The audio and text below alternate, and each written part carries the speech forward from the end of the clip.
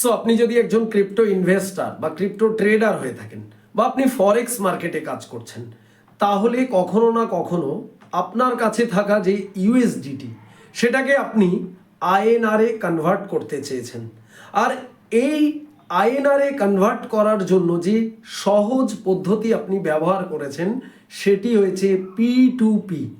But আপনি কি জানেন এই P2Pতে দুটি সমস্যা আছে। প্রথম সমস্যা হয়েছে, আপনি যে প্রাইজে আপনার ইউএসডিটি সেল করছেন সেটা কিন্তু আপনি বাজার মূল্য অনুযায়ী অনেক কম পাচ্ছেন। বাট এটা আপনি যদি 2, 4, 10 ডলার সেল করেন তাহলে কিন্তু এটা খুব বেশি সমস্যা মনে হবে না।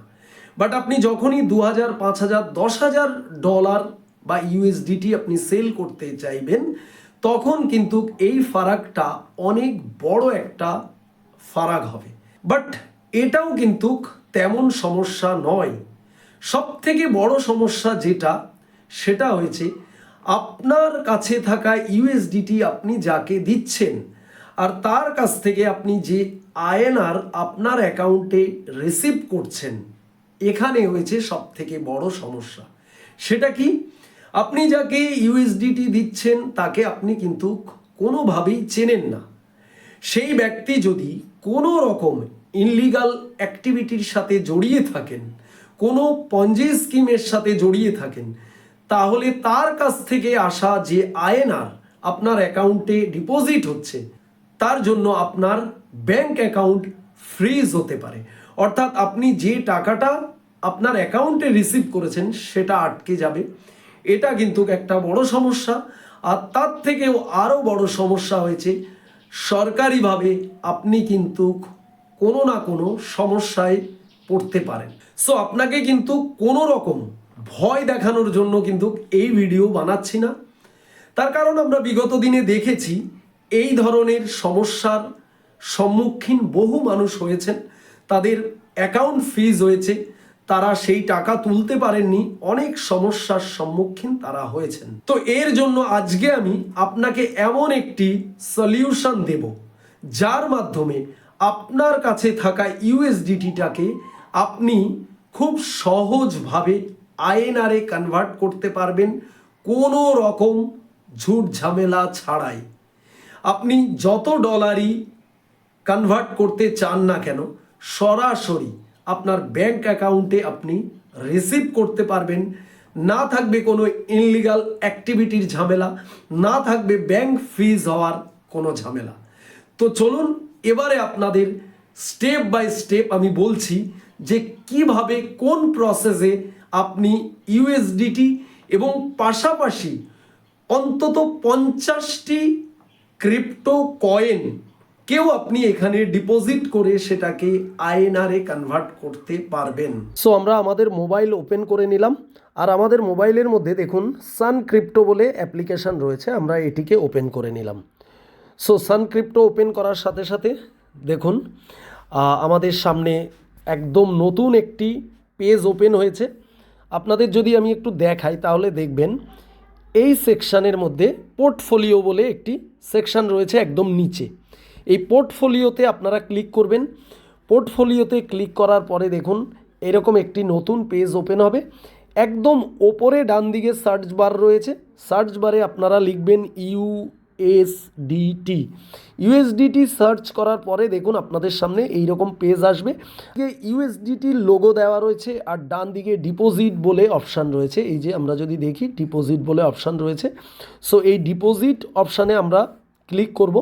ক্লিক করার সাথে সাথে দেখুন আমাদের সামনে নতুন একটি পেজ ওপেন হয়েছে। এখানে ইউএসডিটি অ্যাড্রেস বলে ওপেন হয়েছে। সো আপনাকে যেটা অবশ্যই মনে রাখতে হবে সেটা হয়েছে, যখন আপনি ডলার ডিপোজিট করবেন তখন আপনাকে লক্ষ্য রাখতে হবে যেই জিনিসগুলো, সেটা আপনাদের একটু আমি দেখিয়ে দিই। এখানে এই যে অ্যাড্রেস রয়েছে এটা আপনারা কপি করবেন। এবার এই যে নেটওয়ার্ক রয়েছে, অর্থাৎ যে নেটওয়ার্কের মাধ্যমে আপনাদের এই ডলারটা অন্য জায়গা থেকে আপনি সান ক্রিপ্টোতে নিয়ে আসবেন, এই জায়গাটা কিন্তু আপনাকে সাবধানতা অবলম্বন করতে হবে। তার কারণ যদি ভুল নেটওয়ার্ক সিলেক্ট করেন তাহলে আপনার ডলার কিন্তু সান ক্রিপ্টোতে আসবে না।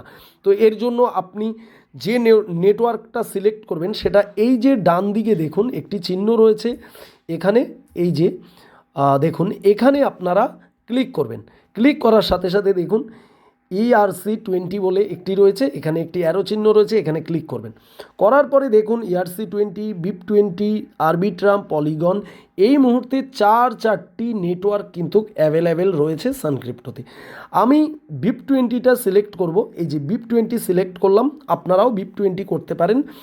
একদম মিনিমাম ডিপোজিট দেখেন $0.1 পর্যন্ত আপনি মিনিমাম ডিপোজিট করতে পারবেন। সো এবারে আমাদের যেটা করতে হবে, BIP20 আমরা সিলেক্ট করে নিলাম, এবারে আমরা অ্যাড্রেসটা কপি করে নিলাম। সো আমি চলে এলাম আমার একটি ওয়ালেটে, আর এখানে আমার সামান্য পরিমাণ কিছু ডলার রয়েছে। তো এখান থেকে আমি সেই ডলারটা নিয়ে যাব সান ক্রিপ্টোতে। তাহলে আমাকে যেটা করতে হবে, এই যে সেন্ড অপশান রয়েছে এই সেন্ড অপশানে ক্লিক করতে হবে। আপনার যদি কোনো ওয়ালেট থাকে বা কোনো এক্সচেঞ্জ থাকে তাহলে আপনি সেখানে উইথড্র বা এই সেন্ড অপশানে ক্লিক করবেন। তো আমি এই ইউএসডিটিতে ক্লিক করলাম। ইউএসডিটিতে ক্লিক করার পরে দেখুন ওপরে রয়েছে রিসিভ ওয়ালেট অ্যাড্রেস, অর্থাৎ আমি যে সান ক্রিপ্টোতে যে অ্যাড্রেসটা কপি করেছি সেটাকে এখানে পেস্ট করে দেবো। রাইট, পেস্ট করে দিলাম। পেস্ট করার পরে আমার কিন্তু এখানে অটোমেটিক BIP20 সিলেক্ট করা রয়েছে। রাইট, আমি এবারে নেক্সটে ক্লিক করলাম। নেক্সটে ক্লিক করার পরে আমি এখানে $1 সান ক্রিপ্টোতে নিয়ে যাব। রাইট, তো $1 আমি সান ক্রিপ্টোতে নিয়ে যাব। এইবার আমি নিচে নেক্সটে ক্লিক করলাম।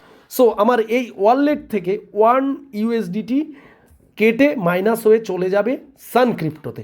রাইট, এবারে আমরা চলে যাব সান ক্রিপ্টোতে। সান ক্রিপ্টোতে গিয়ে দেখব আমরা যে আমাদের সেই $1 ডিপোজিট হয়েছে কিনা। সো আমরা আবারও চলে এলাম সান ক্রিপ্টোতে। ওপরে সার্চ বারে আমরা USDT বলে সার্চ করব। USDT সার্চ করার সাথে সাথে আপনারা দেখতে পারবেন যে এখানে আমাদের এই সেকশানে দেখুন আমাদের কোনো রকম USDT ছিল না। এখানে কিন্তু আমাদের সামনে 1 USDT ডিপোজিট হয়ে গেল। রাইট, তো আমরা এই 1 USDTতে ক্লিক করলাম। ক্লিক করার সাথে সাথে দেখুন আমাদের সামনে একটি নতুন যে পেজ ওপেন হয়েছে। এবারে এখানে নিচে দেখুন বাই রয়েছে, সেল রয়েছে।